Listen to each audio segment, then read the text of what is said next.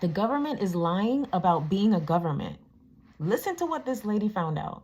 That you can't blame any of the administration because they are not a government. They are the United States Corporation. The U.S. government incorporated as a for-profit commercial enterprise in the Legislative Act of February 21st, 1871, 41st Congress, Session 3, Chapter 62, page 419, and chartered a federal company entitled United States, i.e., United States, aka U.S. Incorporated, a commercial agency originally designated as Washington, D.C., in accordance with the so-called 14th Amendment, which the records indicate was never ratified. The United States government is a foreign corporation with respect to the state. 19 Corpus Juris Secundum 541, location of United States. The United States is located in the District of Columbia. Secretary of the Treasury of Puerto Rico was appointed receiver over the bankrupt United States in the Reorganization Plan number 26 in 1950, Title 5, United States Code, Section 903, Public Law 94-564. The Secretary of the Treasury of Puerto Rico, Title 27, Code of Federal Regulations, Section 251.11, the title, Secretary of the Treasury, is a euphemistic abbreviation of the actual title, Secretary of the Treasury of Puerto Rico. The Internal Revenue Service was incorporated in Delaware, is not a part of the supposed U.S. government, which is but a de facto for-profit corporation masquerading as a government. It operates out of Puerto Rico.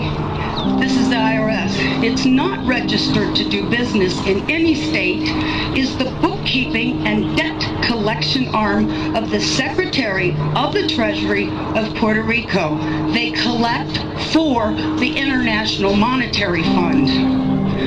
Everybody who gets up into the administration, the Congress, the legislation, all the way down to the local level are corporations, private companies. We are their chattel. We are their inventory. They make money off of us, and you don't even know how deep it goes. And I apologize for my passion about this. But when I found this out, it was the only time that I felt hatred for the evil slime who did this to us. In 1871, when the United States became incorporated, they attached our birth certificates to a CUSIP number on the stock exchange, which equals slave trade, and it's done every time a baby is born. There is a bond trust account set up, and they trade us on the stock market, and this is all documented, and I know it's shocking. Some of you are hearing this for the very first time, and you're thinking, oh my God, how could they possibly? They go so far as to trick us that, have you ever been to court and a judge says, do you understand? Don't ever say you do. Say, no, Your Honor, I do not understand. That simple little word doesn't mean what you think it does. You have just given him permission, if you say, yes, I do understand, that you're going to stand under whatever he wants to lay on top of you. The courts are admiralty courts. The judges, the attorneys, all belong to the Bar Association. It's still a little bit vague as to what bar stands for, but we do know the first word is for British. Some people say accredited, some say attorney, and a registry. They do not work for us, we the people. We, the people, are working for them. We don't need a gold standard. We are the value to the Federal Reserve note. We can give value to our United States currency.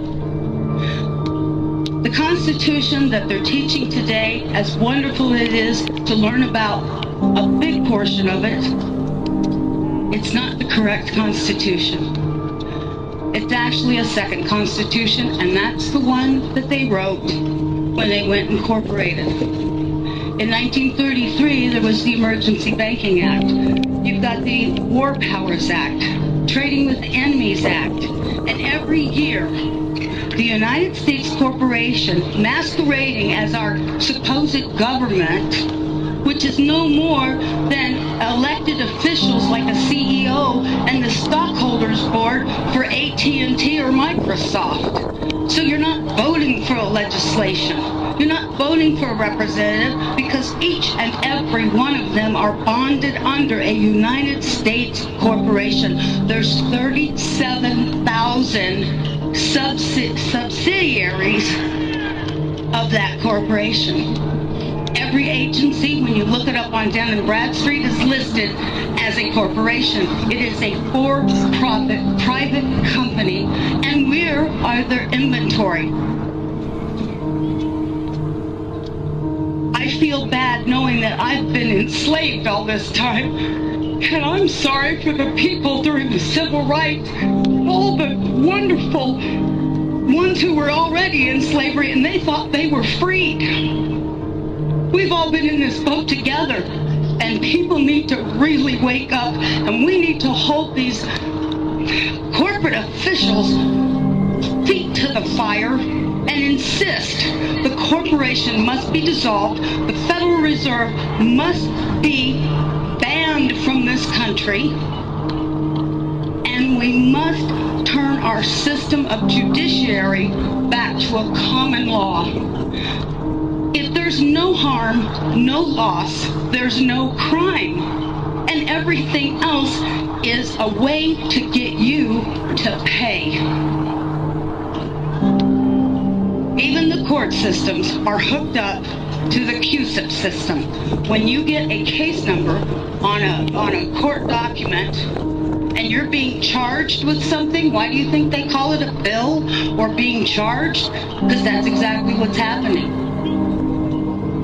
They set that court number up, and it's attached to the stock exchange too. And from the moment you're arrested or charged, they start trading you on the stock market, swapping you just like they were with the derivatives and the default swaps on the mortgage. And that's a whole nother thing. We all know that's coming out in the mainstream media. Federal Reserve is meeting on November 2nd, the same day as elections. All I can say is wait for the sky to fall, because they know their house of cards is tumbling in on top of them.